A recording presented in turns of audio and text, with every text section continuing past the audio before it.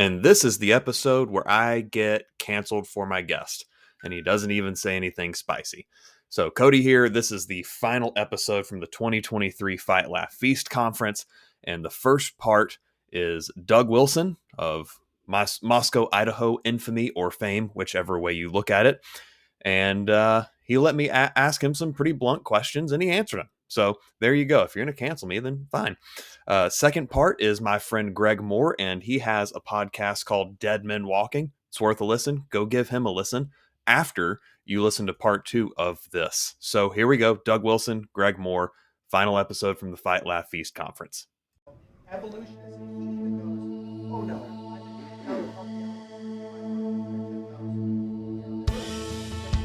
So much evidence. Secular.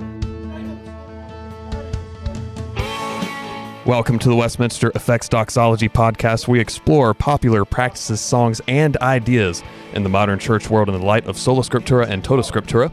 I'm Cody Fields, the president of Westminster Effects. Go buy stuff for your guitar at westminstereffects.com and join the discussion in the Westminster Effects Doxology Podcast Lounge.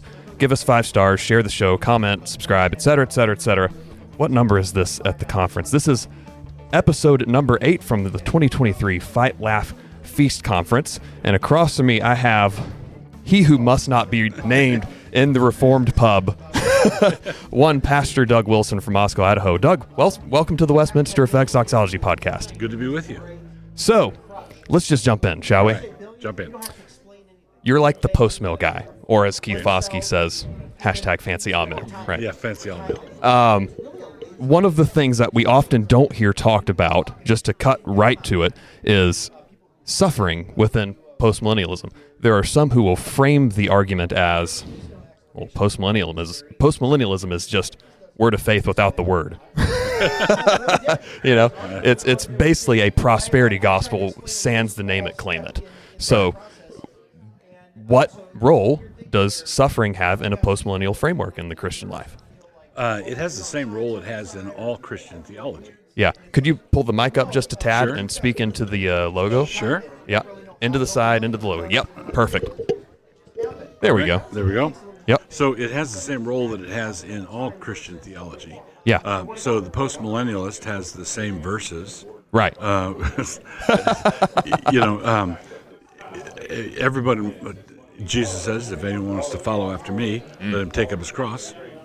All right. So Yeah. postmillennialists have to do that also. Right. It's not like John Owen said, he should not think he makes any progress in godliness who walks not daily over the bellies of his own lusts. Yeah. Right. So Yeah. that's a thing, right? Right. So basically, It is literally what the Bible says. it's what the Bible says, and we believe we're in total Bible Christians, so we believe those too. And someone says, yeah, but you don't talk about it as much as, you're more about the theology of the crown than you are the theology of the cross. Right. Right. That'd be the charge. But Paul says that it's through much tribulation that we must enter the kingdom of God. So we pray for the kingdom to come, but the kingdom is not going to come without lots of big convulsions and tumult and persecutions. Kind of what we're seeing going on right now. What we're seeing going on right now. So basically, I don't believe that the kingdom is going to arrive to the polite background sound of golf applause. Right. Right. So I believe that the kingdom is going to come through much turmoil. Like what the Bible says. Like what the Bible says, and like what we're seeing now. But someone says, well, if you believe in a golden age that's coming, then how will those Christians who live in that golden age, how will they apply all these verses? Right. Well, I would say, if I were to talk about your life, Mr. Critic, your life to an average Christian living in 500 AD. Yeah. Okay. According to him, you're living in a golden age. Right. Right. But you still have doctor's appointments. But we also have doctor's appointments. Right. We have air conditioning and all that compared to them. Correct. And so we even have a joke about it. We call it first world suffering. Right. Okay. Right. Or first world problems. Yep. Okay. Well, why can't we have post-mill problems? We have post-mill problems where we have to trust God. So 1,000 years from now, in, let's say, all the lion lies down with the lamb and stuff, and a man who dies when he's 100 will be considered accursed. Right. He still dies. Right. Yeah, he still dies. His family still has to mourn his death. Right. Yeah. They all go to the funeral. You at the end of the church age, will people still have to die of something? Right. Yeah. Right. Yes. Yeah. Will there be a worrisome doctor's diagnosis that you have to trust God for? Right. Well, so every Christian has to put one foot in front of the other, trusting God for what might happen. And that's no less true of postmillennialists than it is of any other Christian. Right. So how do we reel in, maybe that's the wrong wording, but that's the wording I'm going to use for now. How do we reel in the post-mill guys, the cultural transformation guys, who effectively think that this is going to happen in the next 3 weeks? Right. It's kind of like a cage stage post-millennialism. Yeah, it's the problem there is an over-realized eschatology. Right, which is what we're accused of already. Right, right. And so what I would say is don't judge. Mature postmillennialists want to say that we currently are living in the days of the early church. Right. Right. That we're still the early church era. There's thousands of years to go. Right. There's a lot of work to do, and so we don't believe that it's all going to be wrapped up in the next 3 weeks. Right. It just simply It just is not. it just is not. And right. It's not. It's almost like a holdover from like the Second Great Awakening and revivalism and all that kind of stuff. Right. They expected what was the college, Asbury, where they had the supposed revival and it flamed out in a few weeks. And it's this is going to be it. And then maybe someone comes to this conference. This is going to be it. Right. It's almost like dispensational date setting. In a post-millennial context. But this is not a post-mill failing or dispensational failing. Right. It's a human failing. Right. Everybody wants to see what they believe about history coming to pass in their day. Right. And the Amills do it. The historic pre-mills do it. Like literally everybody does this somehow. Right. And you can even apply that to talking about human problem. You can apply this to your favorite baseball team. Yeah. This year, we're gonna take it this year. This is gonna be the year, and I'm still mourning. I'm a Braves fan, and I'm mourning that loss right now. So moving on from that, so I don't have to relive that dumpster fire of a divisional series. So you posted, I don't know if you're aware of this, but every now and then you start a fire. Okay. And I did clear this with you for asking this. So everybody out there, I'm not asking the gotcha questions or anything. But you posted a quote from the Auburn Avenue Chronicles on your blog, dougwills.com, blog and Mablog, with the heading, Discuss Among Yourselves. And the Federal Vision freakout types went ballistic over this. So I'll read the quote and then tell me what's going on here. So you said, or rather, you quoted this, "What is regeneration? That is an existential and experimental reality. God takes away a heart of stone and replaces it with a heart of flesh. Now, when does regeneration occur? According to the traditional ordo, regeneration is first, then repentance, then faith, then justification. Imputation arrives with justification. What is the righteousness that this new heart has, both experientially and practically? It is an infused righteousness. Regeneration is not imputed, right? Regeneration is a change of heart from an unrighteous heart that hates God to a righteous but still imperfect heart that loves Him, repents of sin, and believes in Him. At the end of the day, this means infused righteousness as the instrument of imputed righteousness." So, can you explain that a little more for the people who have soiled themselves? So, and this is very important. In that quote, I used the phrase, according to the traditional ordo. Yes.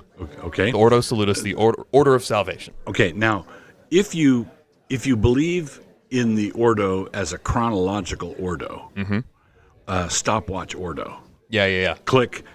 Regeneration is first, then repentance, then faith, then justification. Right. Okay. That's the problem that I'm outlining there is a problem for the traditional ordo stopwatch guys. Gotcha. Okay. It's not my problem. It's not my problem. Right. Right. So what they're, and it's very important to point this out. What the traditional ordo is meant to preserve is the sovereignty of God and salvation. Right. So the regeneration happens first, and it's a monergistic act of God. God just gives the new birth to a man. Like 1 Peter 1, he has caused us to be born again. Right. So that's the truth that the ordo is seeking to preserve. Right. But what you don't want to do is get caught up in become the victim of the metaphor, where you think, oh, I went for 5 minutes regenerate, but not justified. And, or I went for 5 minutes repentant, but not believing. So it's there's a problem with the chronological, this happens, then this happens, then this happens. What the Ordo is attempting to do is emphasize the supremacy of God, the sovereignty of God in the whole shooting match. Right. All right. Now, this problem is addressed by Richard Gaffin, I think. Okay. And I think and also by after I posted that, and there was the freak out. I think it was my colleague Jared Longshore did a blog post showing how Bavinck addresses the same challenge, the same problem. And nobody's questioning Bavinck. Nobody's questioning Bavinck, right? So what I'm saying, I can't gesture on the audio here, but me and Bavinck, like this, like me and Richard Gaffin, like this. If you say the whole thing is done, everything is accomplished by means of union with Christ. So God unites us to Christ, and the whole shooting match, everything is entailed in that: the repentance, the faith, the justification, and the regeneration. Then you don't have the billiard ball causation of one ball hitting the other, and then, right. So when I say I'm not maintaining that infused righteousness is the instrument of justification. I'm saying that if you limit yourself to the traditional ordo, and that's your only metaphor, that's your only metaphor, and it's the stopwatch metaphor, then you have to answer the problem. Right. So the question is not whether I believe infused righteousness is the instrument of justification. The issue is whether William Perkins believed that infused righteousness was the instrument of justification. I see. Yeah. Okay. So he's the one who sort of gave us that traditional lineup, and I'm saying that traditional lineup is good so far as it goes, and is true with regard to the essential thing it illustrates, but it's insufficient to account for all the problems. You're effectively trying to expand on what's already been laid down and say we can make this a little bit better. Right. Now then, so you've explained that. How then, since there are, how do I say this? There are going to be people who will still call BS on that. Right. Right. So how do you deal with those who you explain something, you say something, you explain and clarify, they still don't like it, right? Even though you've explained it adequately. How then do you go on with your life, deciding whether to respond again, or to just ignore it, or to burn a bridge, or what have you? If the person is basically an anti-FV troll, and he says, "Well, I don't believe you. You're just shifty." So the language what's thrown at me is, I have people in mind who are going to tell me exactly that. they say that I'm just being shifty, and I'm a wordsmith, and I just fool around. I say something inflammatory, and then I slither my way out of it. Right, and people have even told me, you only like to read Wilson because, like, I have a journalism degree, and so I'm also a little bit of a word nerd. Okay. And so it's like, I appreciate the wordsmithiness, and they'll say, you just like him because he's good with words and whatever. You say, you can say also, because I studied journalism, I know how to read. Yeah. Right. Yeah. So if there's an a priori determination that at the end of this process Wilson's going to be an enemy, then of course you're going to have to explain it that way. Right.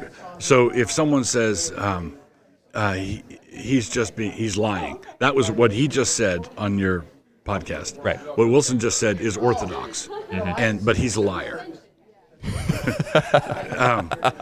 Or on the charitable end, Wilson has a hodgepodge of theological convictions, and he's confused. I'll give you that he's sincere, maybe, but he's muddled. He's muddled up. Mainly on baptism, but but we won't go there unless you want to. I will lose that argument. I know. So either I'm muddled or I'm malevolent. Right.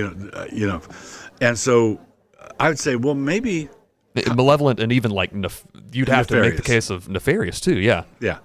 So I would say, look, maybe theology is not as simplistic as you're making it out to be. Right. Right.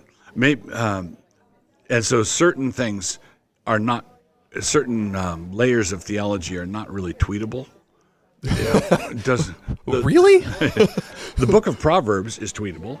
There are certain things that truth can be communicated that way, but not all truth. Right.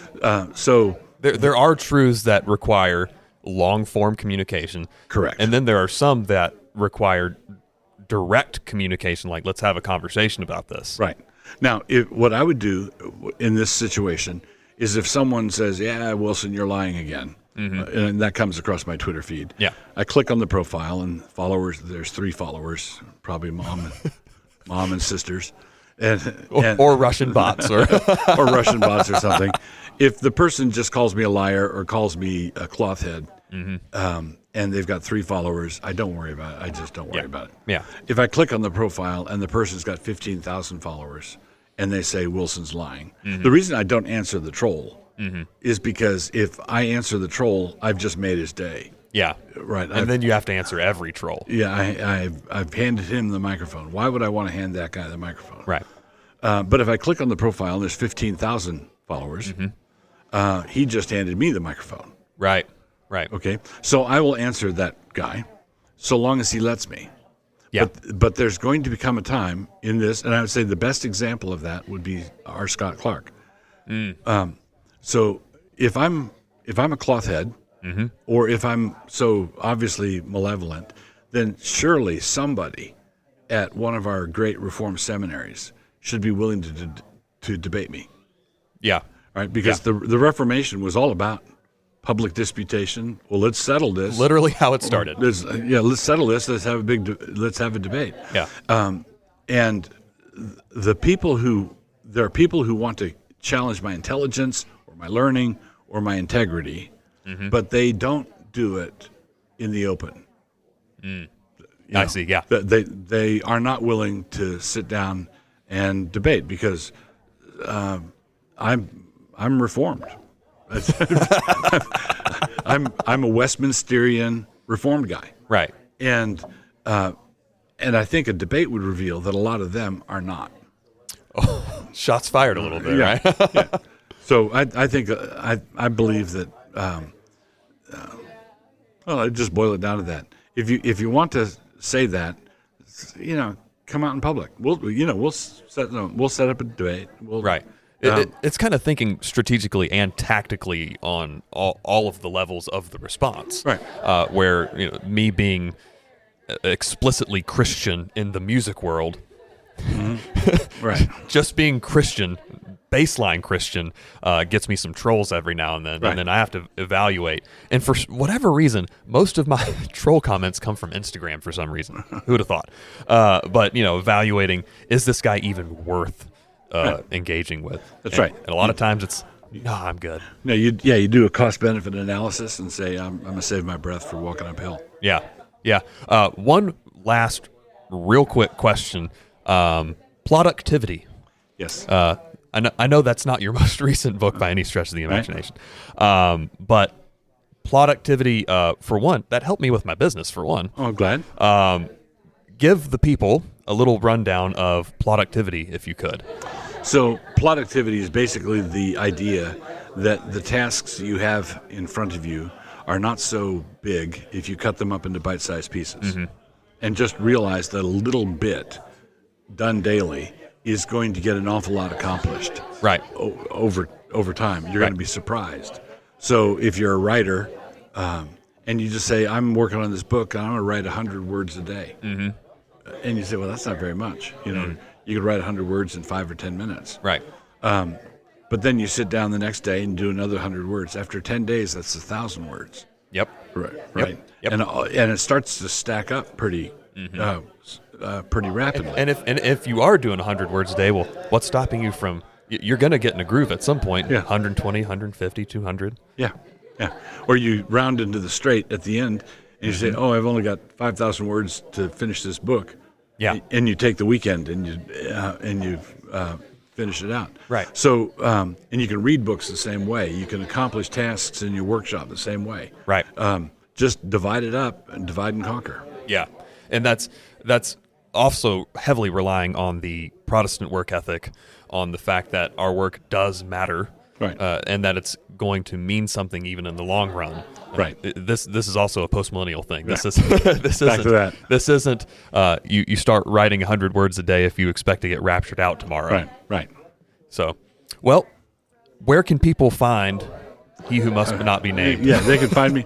So that we set this up. If you go to my blog, which is dougwills.com, and the title of the blog is Blog and Mayblog. Yep. If you go there and you open up the front page, you can find a portal to pretty much everything I'm involved with, Which is a lot. NSA and Logos School and ACCS and Canon Press and so forth. You can find an avenue into pretty much everything that I do. Okay, perfect. So, All right. DougWills.com, and then the portal to all of the things. Yes, all the things. All of the things. Well, thanks for listening to the Westminster Effects Doxology podcast. Go love God, love your neighbor, and make some music. We'll see you next time.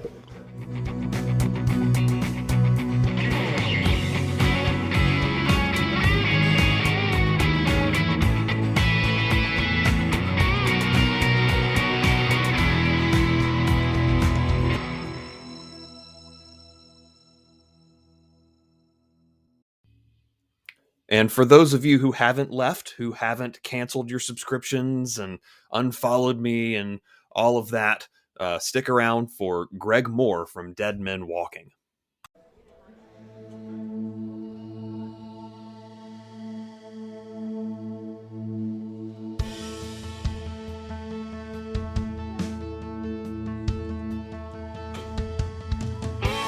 Welcome to the Westminster Effects Doxology podcast, where we explore popular praxis songs and ideas in the modern church world in the light of Sola Scriptura and Tota Scriptura. I'm Cody Fields, the president of Westminster Effects. Go buy stuff for your guitar at westminstereffects.com. You can join the discussion at the Westminster Effects Doxology Podcast Lounge on Facebook, and give us 5 stars, go share the show, blah, blah, blah. This is the 9th episode from the Fight Laugh Feast conference, and my voice is getting exhausted, but directly across from me, I am joined by one Greg Moore of the Dead Men Walking podcast. Greg. Hey, Cody, how you doing? Coming on. Thanks for having me. We're at the end of the sprint, huh? I know. I'm in the same boat you are. Yeah. We met last year. Yep. You interviewed me. Yeah. It's my turn to return the favor. Ooh, I like it. Yeah, there we go. I'm on the other side of the microphone. Exactly. Nice. Exactly. And you've been doing a lot of the other side. Yeah. I guess the proper interviewer I guess you'd call it that, yeah. Side, yeah. Tell us about Dead Men Walking for those who aren't familiar with you. First of all, I got to say that intro that you just did was awesome. Thank you. Very smooth. Thank you. I kind of lost myself. I forgot that I was actually on the show for a minute. I thought I was listening. And I'm like, ooh, this is going to be a good episode. Who's on? Yeah. I'm on. Oh, yeah, you're on. Yeah. But, my name's Greg Moore. I do Dead Men Walking podcast. We've been doing that since April 2020. And just started it as a passion, talking about theology, culture, politics. Went to the first Fight Laugh Feast conference in October of 2020. And it kind of grew from there. Been to a couple other conferences, and we put out an episode once a week.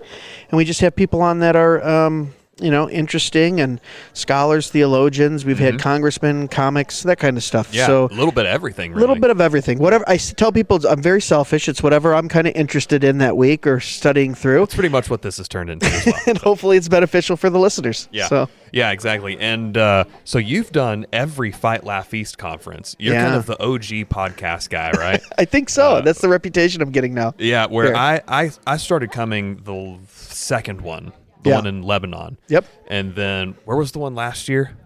I know, I'm already drawing a blank. It was in Tennessee somewhere, wasn't it? Knoxville. No. Knoxville. And then there was one in South Dakota as well. Yeah, and I did not do that one. Ugh. That's a long way. Man, I got such a bad case of COVID coming back on the plane. Oh, really? Oh, me and at the time, my co-host, he was feeling bad the last day, and then on the plane I started coughing, and then it was 11 days of severe COVID coming back from that one. But it was a good rally. Yeah. I'd do it again. Yeah, the last time I got COVID was at a trade show. Yeah. From my friend Simon Campling of G7th Capos. G7th is a British company, and I had to remind him that 1776 was a long time ago. You don't have to start with this biological warfare. Right. So Dead Men Walking, it's basically whatever you want to talk about. Well, it's from a Reformed biblical worldview. Right. But most of the time it's Biblical something... as far as Presbyterianism goes. Hey now. Baptize them babies, as Chocolate Knox would say, right? But it's usually 90% of the episodes have a guest. There's a few where it's just me rambling about, but for the most part, we have someone on that's usually learned in a certain subject. Right. Or I'll see something like I think the current episode right now, Chris Larson, who's the executive president of Ligonier, was on. Oh, yeah. And I saw him respond to Elon Musk on Deep Time. And I messaged him and I said, I would love to sit down and talk to you, and let's just go through the very first point of the Westminster. What does it mean to glorify God and enjoy Him forever? That's our sign off on our podcast. And I said, yeah.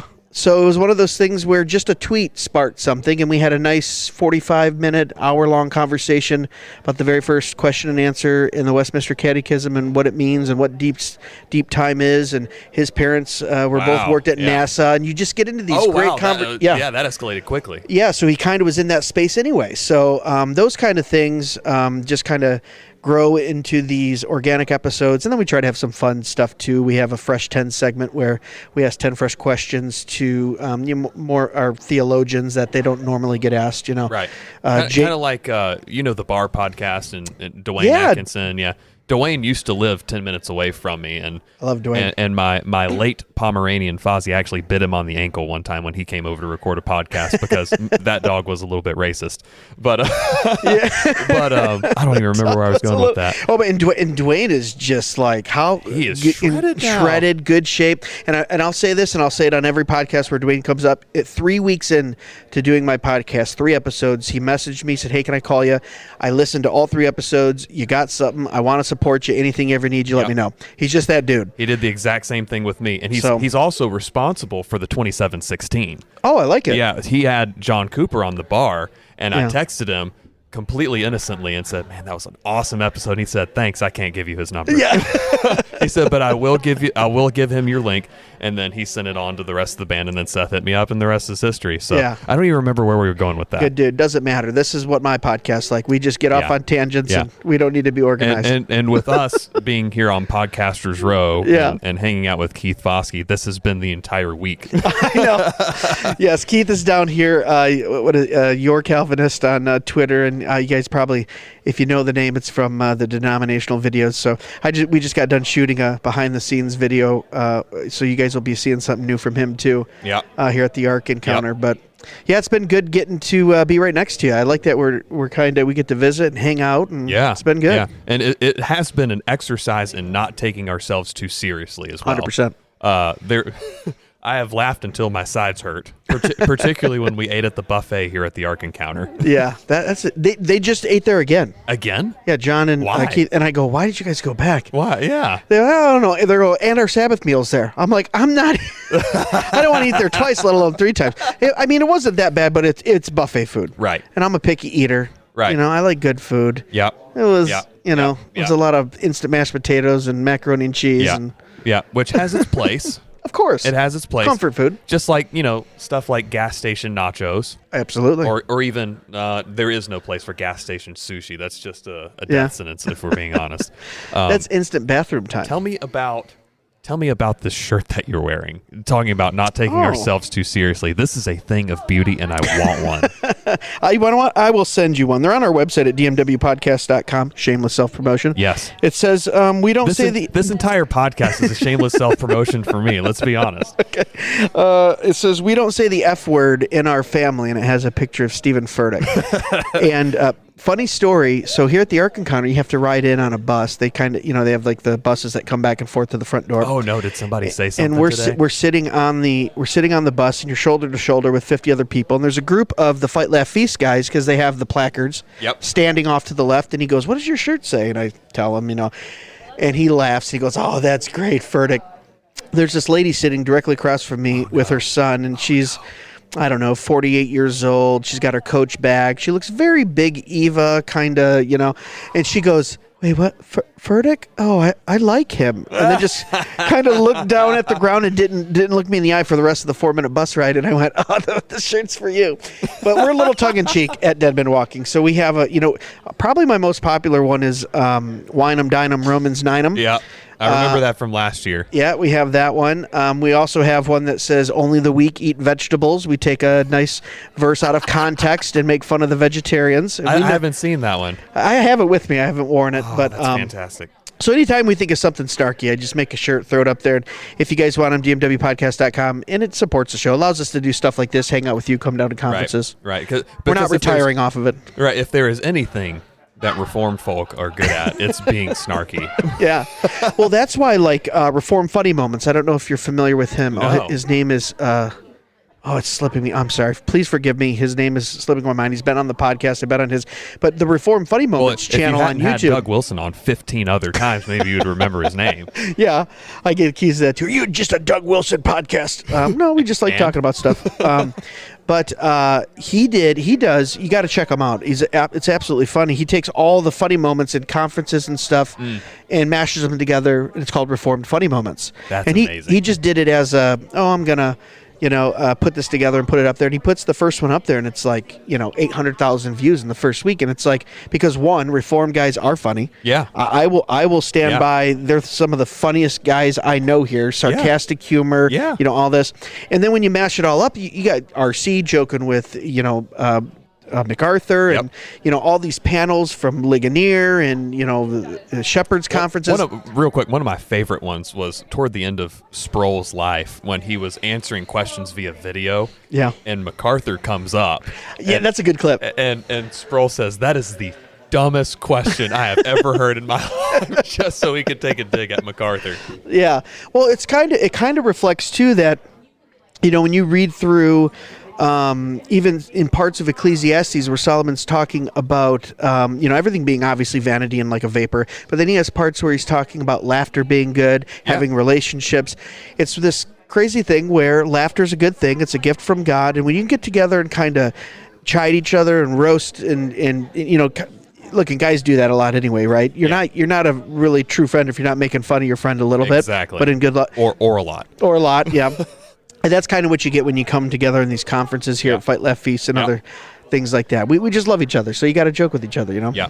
But yeah, check out Reform Funny Moments. I'm giving him a plug because he's good. He's a good dude. So shameless, not I don't even know what that is. Shameless plug for someone else. I don't know.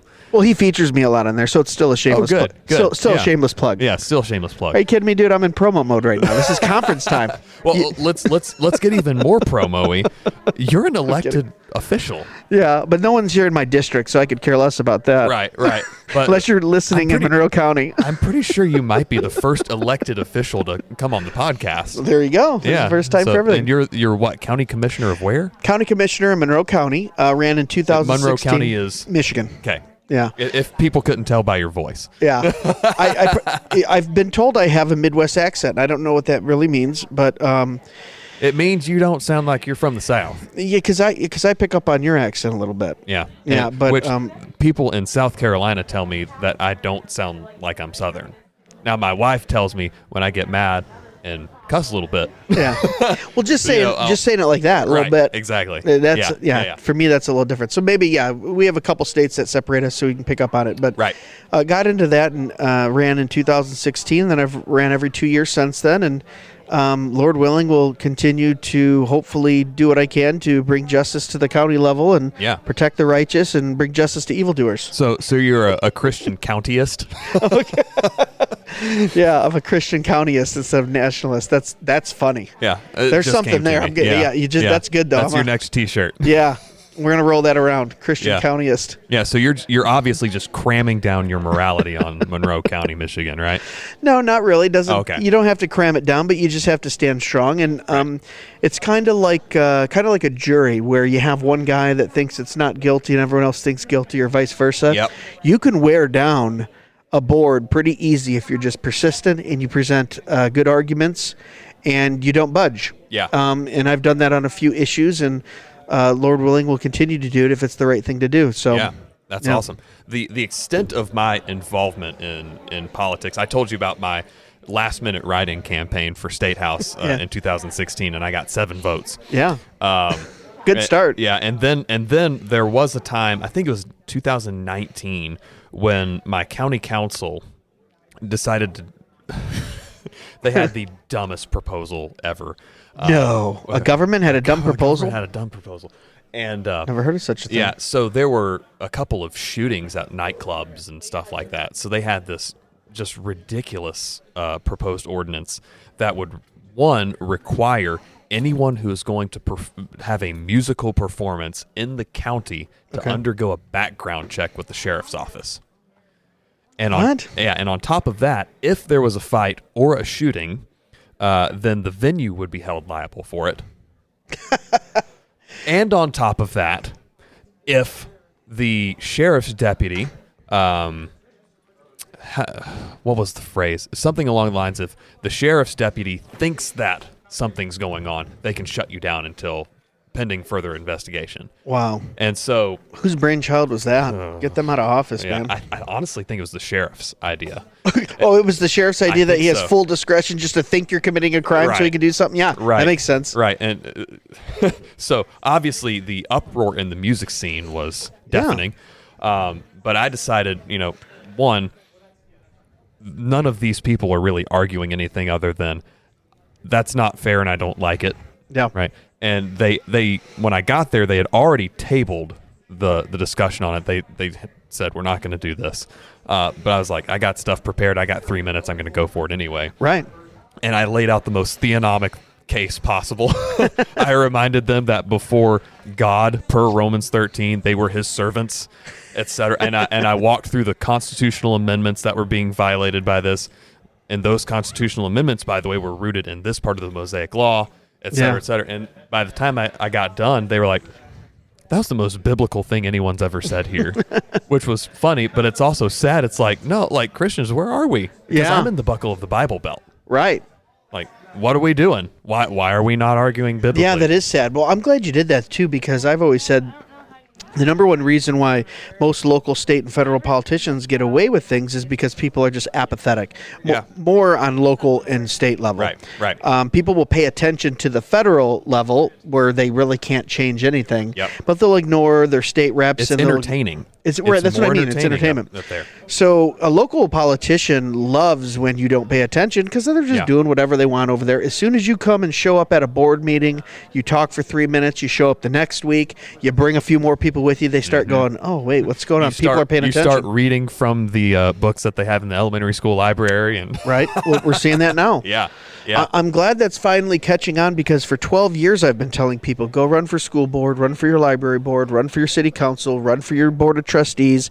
Like, you have to do that because these people sit over, like in the school board, millions of dollars, curriculum, how they transport kids back and forth to school, all kinds of stuff. And it's a free position. It's not paid. Some pay a little bit. But everyone just goes, it doesn't matter. And then now look where we are today. Now school boards are very important. They're, books and curriculum and library and all that. All politics is local, and the left has understood that for decades. Yeah. That's why we have George Soros-funded attorney generals and district attorneys, like particularly in places like Los Angeles and San Francisco and so on. Yeah. Like, because they understand that the real action is at that level. Yeah. And not so much at the federal level. There's plenty that goes on at the federal level, but you're not changing. Like, what my 2 senators are Tim Scott and Lindsey Graham. Yeah. Come on. Oh, Lindsey Graham. Yeah. I have a story about that later. But he's definitely got the right first name because I don't know what he identifies as. I have a story for you. A rhino or a liberal. Yeah. Tell me the story. And then I'll tell you. Okay, I'm not going to record. Okay, not right here. Okay, very quickly too. I'm glad you said that about the George Soros funded stuff, because in 2016, you can go back on my Facebook and look at this because I posted about it. There was an infograph, and the GOP, the national GOP, put out this infograph, and they said, "Look at all the seats that Obama has lost under his presidentship. Under Obama, yeah, the Democrats say he won 2 in a row and this, but he's lost this many state reps, this many state senate, this many secretary of state, right? But then the graph right next to it showed he had picked up all the AGs. He had picked up most of the treasurers in each state, which control the money. He had picked up a lot of the local judges were Democrats, where they were partisan. Some states are nonpartisan when you run for judge. And I looked at that, and I tweeted and I posted that in 2016, and I said, we got the Republicans bragging about picking up state House and Senate seats, but look at all what the Democrats did at the local level. And you go, and I said, that's where it's important. That's where, that's interpret the laws, controls the money at the local level. And, whatever, it got 4 likes and someone said, you're nuts. And now, almost 8 years later, we're having real effects with some of these laws going through the local, ADs and prosecutor's office, and they control the local. So, just much like how the Bible is very, very adamant about the nuclear family and the community being the first 2 things that are extremely important. That's why it's important in politics, because God created it that way. Everything comes out of the nuclear family and the immediate community. And even some of the positions that we think don't matter really do. Like, if you're familiar with Jerry Boyer. Why does that name sound familiar? He wrote The Maker versus the Takers. Does wealth management and stuff like that. And his podcast, Meeting of Minds, like, he'll have on state treasurers. With them suing guys like BlackRock, Vanguard, and Target for their DEI nonsense and all that kind of stuff. And it's like, no, like, these guys should also be held accountable. It's not only governors, it's not only state reps or even U.S. reps. Like, other things matter than simply legislating things, like the management of funds, which is a lot of what you do too. Absolutely. Like, that stewardship matters, particularly if they're going to take it from you at gunpoint. It was funny. There was a state rep that I followed in Michigan, and then after he termed out, because we have term limits, he went to the State Board of Education. I went, man, I like this guy. I like what he stands for. I like what he's doing. So I messaged him last year. I said, would you come on the podcast, because now he's the he's the chairman of the State Board of Education. And then he goes, I've been listening to your podcast for 6 months. I've been Reformed for 20 years. And I was like, I knew I liked you. So we got to have a whole conversation about theology and politics when his name's Tom McMillan. Wait, that's allowed? Yeah, right.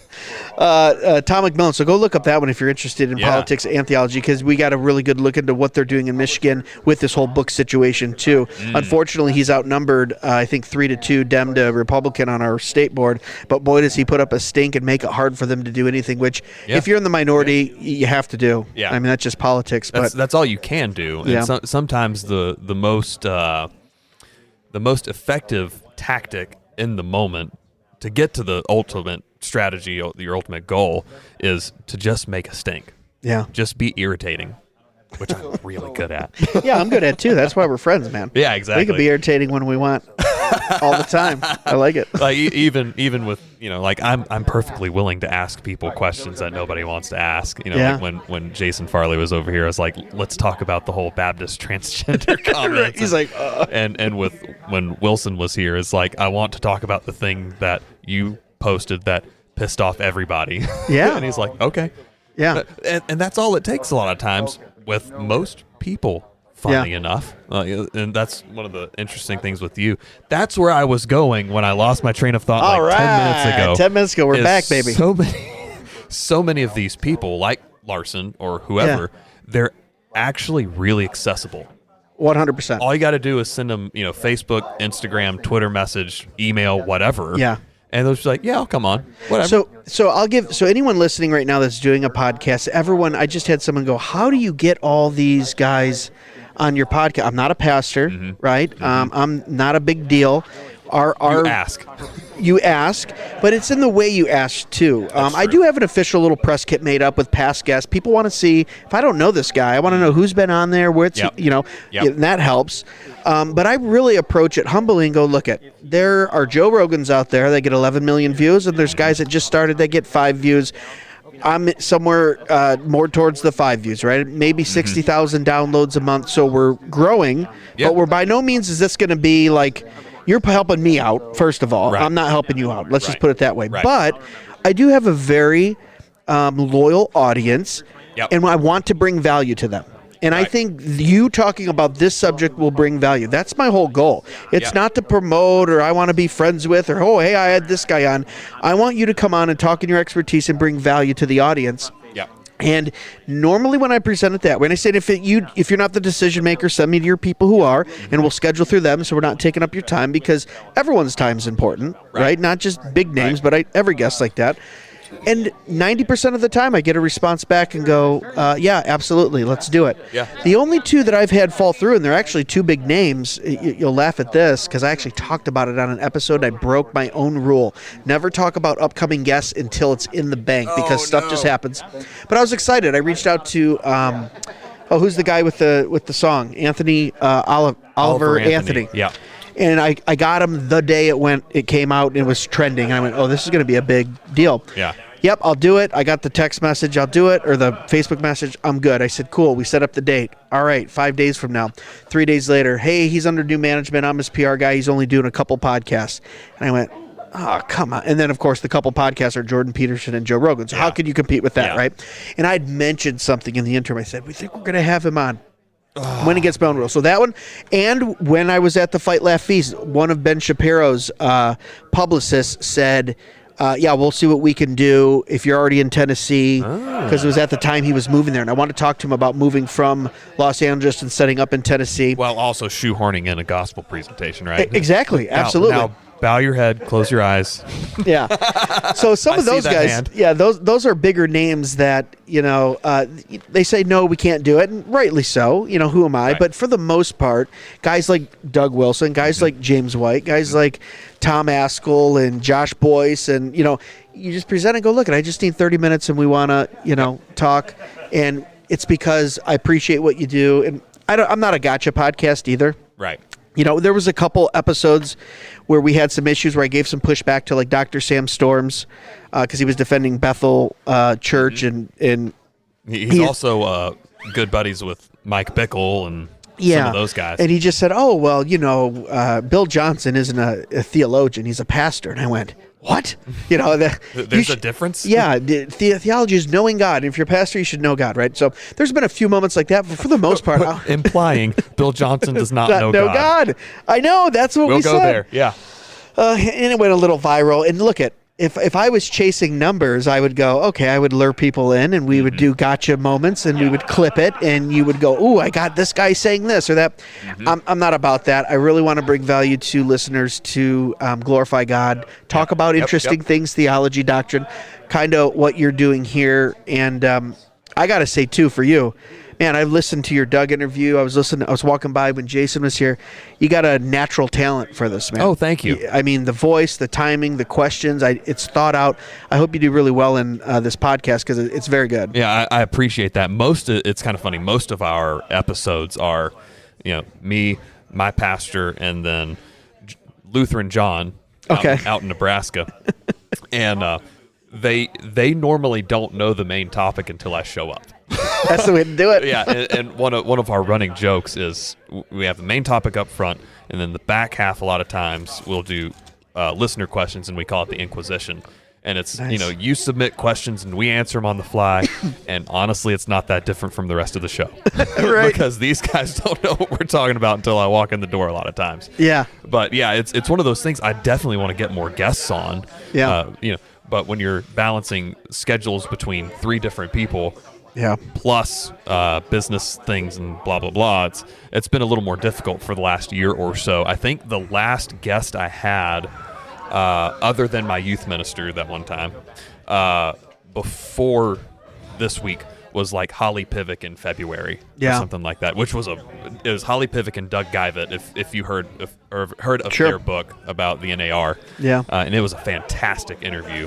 I have to go back and listen to that. They're doing really good work, and I think they've written 3 or 4 books about the New Apostolic Reformation. It's crazy stuff, man. And it's even-handed. It's not, wild-eyed, hair on fire. They're taking over the church and all that kind of stuff. But they're just truthful about what it is, and even that is pretty outlandish in some stuff. Exactly. It's truthful. This is really problematic, and this is what they're saying. Yeah. There you go. Do with it what you will. Yeah. And but anyway, thank you. Yeah, Todd Bentley's Bentley's Todd Bentley's still a forefather apostle in NAR. They never officially, Yeah. I just say that. I've been rallying against Todd Bentley since 2008. He's trying to make a comeback. Before it was cool. Yeah, before it was cool. That's right. The hipster anti-Todd Bentley. Jeez. Now take a sip of your IPA. That's right. Well, all right, Greg, where can people find you? Oh, you can find me at dmwpodcast.com, Dead Men Walking Podcast, anywhere on social media except Twitter, Real DMW Podcast, but dmwpodcast.com. Go check us out. You can search the merch. You can leave a comment. Leave us a voicemail. People like doing that on the website. You can leave me a voicemail. If it's a funny one or it's entertaining, I make sure we post it on social media so you guys get some credit. And always give us constructive criticism, too, trying to make the show better. So thanks for having me, Cody. Yeah. Love what you're doing here, brother. Thanks for coming on. And likewise, thanks for listening to Westminster Effects Doxology Podcast. Go love God, love your neighbor, and make some music. We'll see you next time.